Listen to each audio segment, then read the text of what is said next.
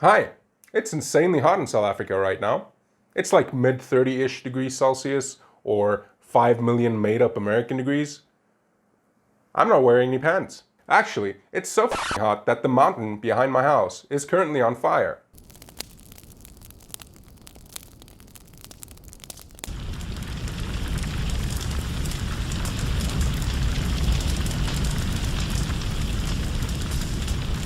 The fire is rapidly heading down the mountain on its way to burn down my entire life. But hey, the YouTube grind never ends, and even with certain doom approaching, I'm here to tell you all about the best mouse Razer has probably ever made, the Razer Mamba Elite.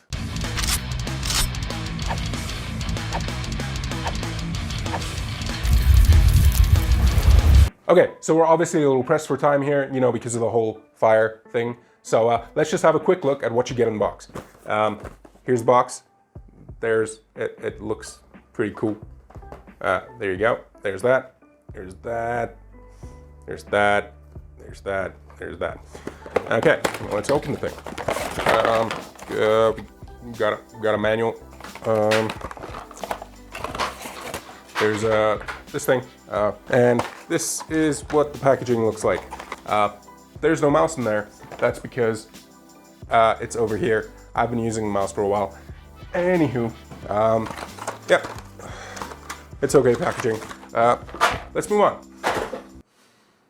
Okay, the burning smell is definitely getting a little more intense, so let's just have a quick look at the Mamba Elite's impressive specs. Okay, so first off, we have this nice braided cable. It's 2.1 meters long, which is just about perfect for most people. Then we have these nice mechanical switches. You can probably hear them like that. We've also got the 9 programmable buttons, which include the left and right click, the DPI adjustment buttons, these 2 nice clicky buttons on the side, as well as the scroll wheel click and the scroll wheel side clicks. The mouse itself weighs in at about 96 grams without the cable, and it has this really sleek matte black finish on the plastic. And as I'm sure you've already noticed, it has RGB, or more specifically, 20 RGB lighting zones.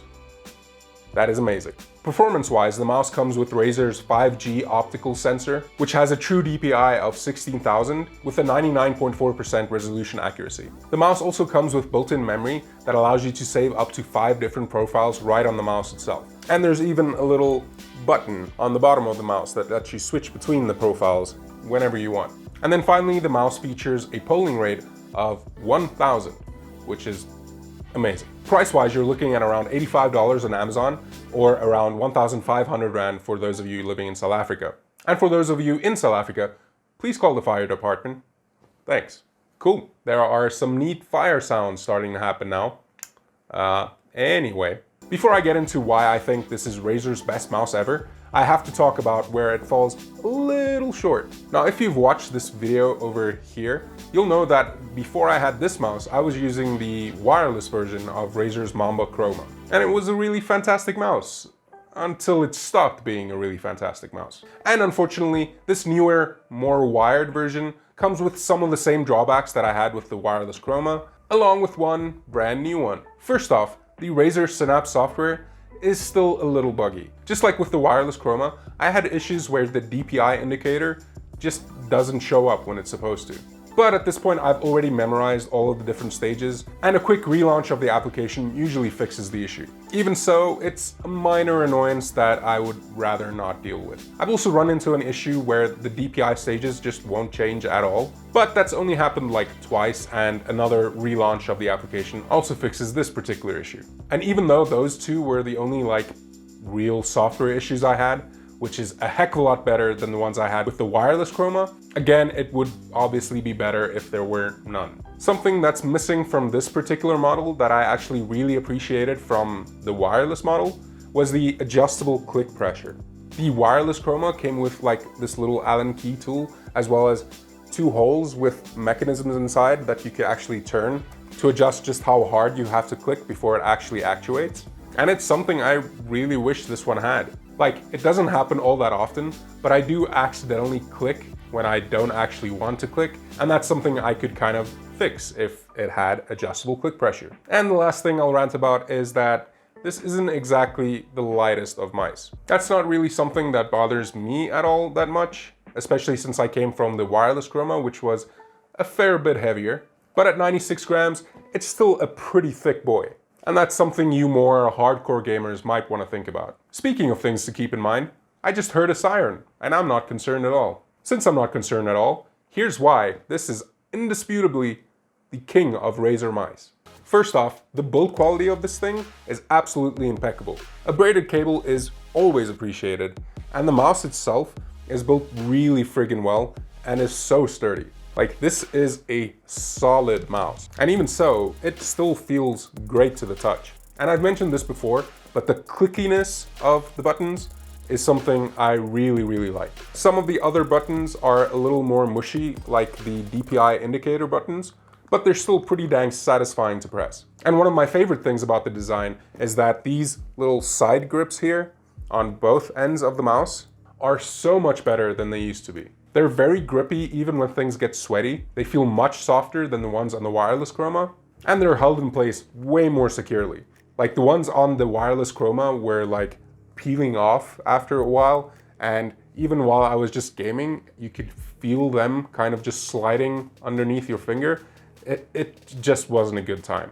Now, while this might be a little more subjective to me personally, this thing is built perfectly for my grip style, which is kind of like a half claw, half palm kind of thing, which makes it extremely comfortable to use, even for hours on end. And one of the best things is that my hand doesn't really get sweaty while using it, even in this extreme friggin' heat. As for performance, well, this is kind of what you expect. You just don't really get much better than the Mamba Elite. Its sensor is extremely accurate. That 1000 Hz polling rate is something that I wish all mice had. And the smooth feet on the bottom of the mouse make it glide so friggin' well. And in general, the performance of this thing is just flawless. I never felt like I could blame the mouse for any of my deaths in any game, and that's something I'm not kind of used to, and it kind of sucks because now I can only blame my poor skills. But that's my issue, not the mouse's, so I'll give it a pass. And it's just as good with productivity tasks as it is in gaming. Those 9 programmable buttons can be a lifesaver to productivity, especially the left and right scroll wheel clicky things.